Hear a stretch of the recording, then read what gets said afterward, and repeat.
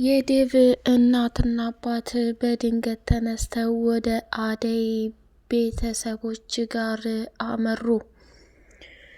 ዴቭ እጅጉን በጣም ስለተናደደና በእናቱ በጣም ስላዘነ አባቱ ጋር ደወለና አባዬ እባክህ የአደይን ቤተሰቦች ሄደን ይቅር ብለን ልንለምናቸው ይገባል።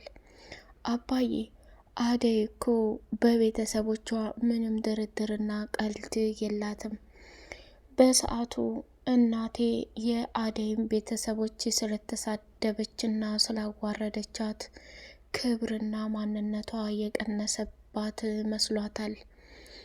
አደይን ለኔ ተዋት፣ ቤተሰቦቿን ግን ሄደን ይቅር ማለት እንዳለብን ይሰማኛል ብሎ ዴቭ ተናገረ። ዴቭ ለአደይም ሳይነግራት በድንገት ከባቡሬ ጋር እንዲሁም ከእናት አባቱ ጋር ተነስቶ ወደ አደይ እናት ቤት አመራ። የአደይን እናት ካገኟት በኋላ እጅግ በጣም ደነገጡና እሷም ደግሞ ከብርሃኔ ጋር ያላቸውን ነገር ተፍ ተፍ ብለው ካቀረቡ በኋላ ዴቭ ምን ሆነህ ነው? የተፈጠረ ነገር አለ እንዴ ብላ ስትጠይቀው አይ አራ ምንም የለም ብርሃን፣ እኔ ካንቺ ጋር ሳይሆን ንግግሬ ከእናትሽ ጋር ነው። እናትሽን በደንብ ላወራቸው እፈልጋለሁኝ አለና ባቡሬም ደግሞ ሀገርና አካባቢውን ሲያይ በጣም ደስ አለውና ዴቭ እድለኛ ነህ፣ ለካ ከዚች ከምታምር ሀገር ነው አደይን የመሰለ ቆንጅዬ ፈጣሪ የሰጠህ። ዴቭ በሰዓቱ አደይ ያናደዳትና ያቃጠላት ትልቁ ስቃይና መከራ እናትህ ስለ አደይ ምንም ነገር ስለማታውቅ የሆነ ሰው ተነስቶ አእምሯን ስለሞላት እንጂ በፍጹም። ስለዚህ ያን ደግሞ እንደርስበታለን።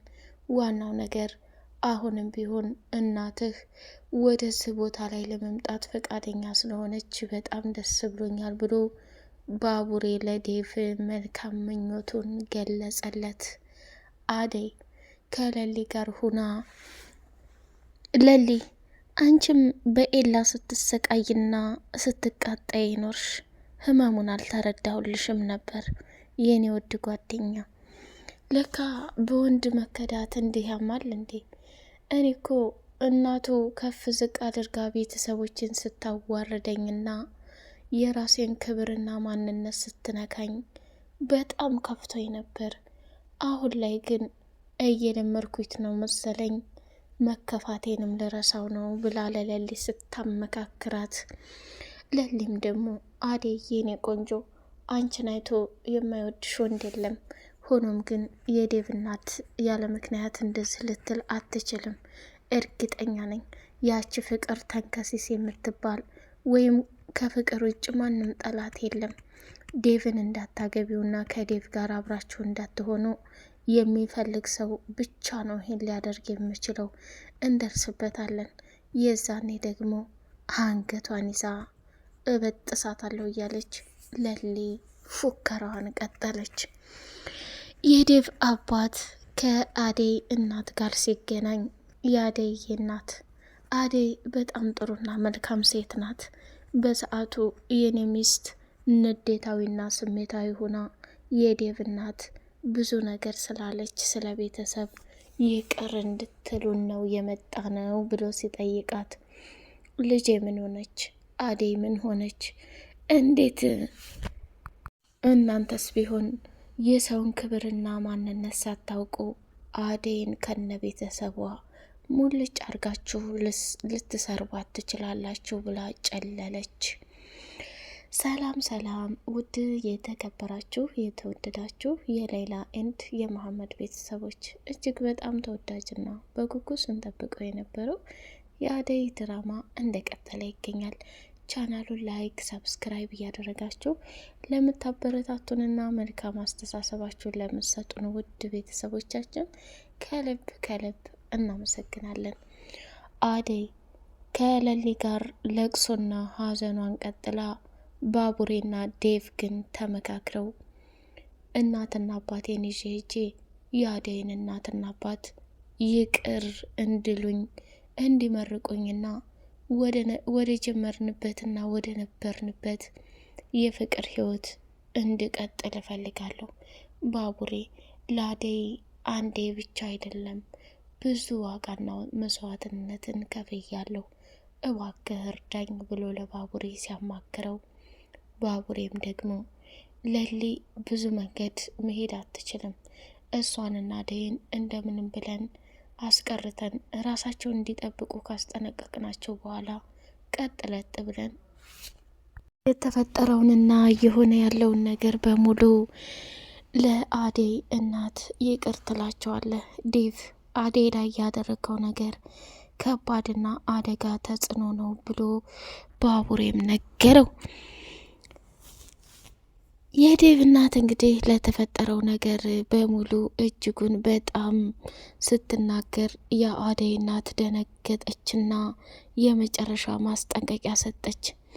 አደይ እኮ እንደ ማንኛውም ሰው ቤተሰቦቿ፣ ክብሮቿ፣ ማንነቷና የራሱ የሆኑ ነገሮች ሲነኩባት በጭራሽ አትፈልግም። እናንተ እንዴት የነብር ጭራ ትነካላችሁ አለችና የአደይ እናትም ስትጨልልና ስታብድ እማዬ ባክሽ ተረጋጊ፣ ከይቅርታ በላይ ምንም ነገር የለም ብላ ብርሃን እናቷን ለማረጋጋትና እየሆነ ያለውን ነገር መፍትሄ ለመፈለግ ሞከረች። እማዬ አውቃለሁ አደይ በቤተሰቦቿና በእናቷ በተለይ ምንም አይነት ድርድር እንደሌላት፣ አባዬ ቢያሰቃየን እንኳ ሌሎች ሰዎች ስለ አባዬ መጥፎና ክፋት ቢያወሩ የማትወድና ለቤተሰቦች ዋጋና መስዋዕትነት የምትከፍለዋ እህቴ አደይ እንደዚህ ሁና ማየትን በጣም ያማል። እኔ እኮ ነገሩን ሳልረዳ ቀርቻ አይደለም እማዬ፣ በተደጋጋሚ ነው ይህን ነገር እምልሽ። ምንም ቢፈጠር ምንም አደይን ከዴቭ ጋር መለያየት የለብንም። ስለዚህ እናትና አባቷ አንቺን አክብረውና አንቺን ብለው ወደዚህ የመጡት። አደይ በስልክ ሁሉንም ነገር ነግራኛለች፣ ግን ትቆጫለሽ፣ በቃ ልብሽ ይሰበራል ብዬ ነው ያልነገርኩሽ ብላ ብርሃንም ለእናቷ መናገር ጀመረች። ዴቭም የተፈጠረውን ነገር በሙሉ እኔ ስለ ሁሉም ነገር ይቅር በሉኝ፣ እናትና አባቴ ያደረጉት ነገር ከባድና አደገኛ ስህተት እንደሆነ አውቃለሁ፣ ግን ምንም ነገር ማድረግ አልችልም እያለች እውነታውን ፍርጥርጥርጥ አድርጎ ለአደይ እናት ቢናገሩም የአደይ እናት ልቧ ቢከብዳትም የልጇን ደስታና ዓለም ስለምትፈልግ ይሁን ብላ ብትቀበልም የዴቭ እናት ግን ያደረገችውን ነገር ዝቅ ብላ ይቅር ለማለት በፍጹም አልፈለገችም። እንግዲህ የዴቭ አባት እጅግ በጣም ደስ የሚልና አስተዋይ ሰው መሆኑን በንግግሩ እንዲሁም ደግሞ ለልጁ ዴቭ ያለውን ስሜትና አደይና ዴቭ አንድ ላይ እንዲሆኑ በጣም የሚጓጓና የሚፈልግ ሰው ነው። ሮማንና አሹ እንግዲህ ፍቅራቸው እጅጉን በጣም በሚገርምና በሚደንቅ ሁኔታ እያሰበችለት ትገኛለች። ሮማን እንግዲህ ወደ እናቱ ጋር ያሳለፈውን ትዝታ እያስታወሰች አሹዬ አንተ እኮ ለእኔ ብለህ ነው እምዬ እናትህን ትተህ የመጣው፣ ምንም እንድትሆንብኝ አልፈልግም። አሁን ፍቅርን አግቶ የሚያሰቃያት ሰውዬ እትዬ በጣም ድምፁ ያስፈራል ብለዋል። ምናልባት አንተንስ አግኝቶ ይሆን እንዴ እያለች አሹ ተቀምጦ በር የሚጠብቅበት ቦታ ላይ ተቀምጣ ስለ አሹ ማሰብና ማስተዋል ጀመረች። መጨረሻ ደግሞ እጅጉን በጣም በሚገርም ሁኔታ ሮማኔ አንቺ እኮ ከእናቴ ቀጥሎ እንደምታስብልኝና እንደምትፈልግኝ አውቃለሁ፣ እንደምታዝንልኝም አውቃለሁ፣ ይህን ያስተዋይ አለና መርመጥመጥ ጀመረ ማለት ነው። ወደ አበበና ሄለን ጋር ስንመጣ ደግሞ ሄሎ አይሽ ምን ያህል ከባድ እንደሆነ አሁን ላይ አብሬ አንቺ ጋር ስለለመድኩሽ ነው መሰል በፍጹም መለያየትን የሚባል ነገር አልፈልግም። ግን አሁን ላይ ይገርምሻል፣ አንቺ በጣም በጣም በጣም ለህይወት አስፈላጊና ትልቅ ቁም ነገረኛ ነሽ። ምን አለ መሰለሽ እየሆነ ያለው ነገር በጣም ከባድ ነው።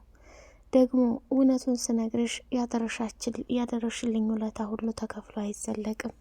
እንዲ አቤ ምን ሆነሃል? የዴቭ እናት እኮ ለአንዴና ለመጨረሻ ጊዜ ወደ ሆቴል ሲሄዱ ለሮማኔም ስራ ቀለል ስሌላት ወደ አቤ ዘንድ መሄድ አለብኝ ብዬ መጣሁ። ምን ሆነሃል? ይህን ያክል ናፍቄ ያለው እንዴ እያለች መጠያየቅ ጀመረች። ከዛ እሷም አይ እንግዲህ ከአሁን በኋላ እኔ ቤት ሰራተኛ ሆነሽ እንድትቀመጭም አልፈልግም። የኔ ዋህ ምን አይነት ጉድ እንደሚደርስብሽ የምታውቂው ነገር የለም። በቃ ሁሉም የራሱን ህይወት ይኖር። እዛ ዝቅ ብለሽ እቃ እንድታጥቢ አልፈልግም አቤ። ምናልባት አንተና እኔ አብረን ላንኖር እንችላለን። የሆነ ነገር ቢፈጠር እንኳን በቃ በደስታ እንዲሁም ደግሞ በጥሩ ነገር ከሰው ቤት መልመድ አለብኝ ብላለች። ወይኔ ይህን ያክል ነው ማለት ነው የምትጠራጠሪኝ? በጣም አዝናለሁኝ አለና ቆጣ ሲልባት፣ በቃ ትቆጣ አንተ አኩርፈህ እኔ ከማን ጋር ስቅ ነው ብላ ለመነችው ማለት ነው። ጀገራው ፖሊሶች እያሯሯጡት ይገኛሉ። ቤዛ ደግሞ ሽምጥጥ አድርጋ ይህን ሁሉ ወንጀልና ክፋት ያሰራት ገጀራው መሆኑን ለፖሊስ ስትናዘዝ፣ ፖሊሶቹም ሰጥ ለጥ ብለው ወደ ገጀራው ጋር ሲያመሩ እሱም ሩጦ ለባቡሬ አደራ፣ በምንም አይነት ሁኔታ ጥለኸኝ እንድትሄድ አልፈልግም፣ እንዳትረሳኝ፣ እስር ቤትን ብገባ እየመጣ ጠይቀኝ ብሎ የመጨረሻ ንግግሩን ተናገረ። ዶክተርና አደይ ደግሞ መንገዱን ወክ እያደረጉ ይዞባት የሄደበት ካፌ ላይ አይኗ እያየ አደይ ዴቭ ሌላ ሴት ሲስም ደነገጠችና ፊት ለፊቱ ቆመች። ቆይ ምን አባክ ታደርጋለህ ዴቭ? ለዚህ ነበር እንዴ የኔና ያንተ ፍቅር ይህን ያክል ነው እንዴ ብላ ስታፈጥበት፣ ዶክተሩ መካከል ላይ ገባና ዴቭ ይበቃሃል፣ ከዚህ በላይ አደይ እንድትጎዳት አልፈልግም፣ ምን አይነት ጉደኛ ሰው ነህ ብሎ አለው። መለስ አለና ልጅቷን ለዴቭ ምኗ እንደሆነና ምኑ እንደሆነ ሲጠይቃት ቦይፍሬንዴ ነው ብላ አለችው። ፍቅረኛዬ ነው ስትለው በጣም ደነገጠና ውጭ ላይ ተያይዘው ተፋጠጡ። አደይም ደግሞ የገዛ ጥፋትህንና ስህተትህን ለማረም መሞከር ሲገባህ ዶክተሩ ላይ ይህን ያክል ያዙ ይልቀቁኝ መፍጠሩ አስፈላጊ አይደለም። ዴቭ አንተ አደገኛና ከባድ ሰው ነህ። እንዴት ይህን ሁሉ ቅሌት ልትሰራና ልታደርግ ትችላለህ ብላ ስታፈጥበት እጅጉን በጣም ከሚባለው በላይ ደነገጠና አፈጠጠ ማለት ነው። ዶክተሩም አደይን ካረጋጋ በኋላ ከዳይመንድ ጋር አብረው ስለነበሩ ወደ ቤቷ ቀጥ ለጥ ብላ እንድትሄድ ተባበራት። እሷም ዶክተር በጣም አመሰግናለሁ፣ አሁን ስሜታዊ በሆንኩበት ሰዓት አንተ ካጠገቤ ሆነህ ሁሉንም ስላረጋጋኸኝና እንዲሁም ደግሞ ከነበርኩበት ስሜት ስላወጣኸኝ አመሰግናለሁ ብላለችው። አሹም ፍቅር ታግታ ስለነበር እሷን እየፈለገና እያሳደደ ሳለ አደይና ዶክተሩ ቁመው ሲያቸው ዳይመንድም በጣም ተገረመና በሰው ፍቅር መግባት የለም አሹ፣ አሁን አንተ ቀጥ ለጥ ብለህ ወደ ቤት መሄድ አለብህ ብሎ የመጨረሻ ማስጠንቀቂያ ሰጠ። ውድ የሌላ ቤተሰቦች ላይክ፣ ሰብስክራይብ ያደረጋችሁ አበረታቱን። በቀጣይ ፓርት በጉጉት እስከምንገናኝ ሰላም አለይኩም ወራህመቱላሂ ወበረካቱ።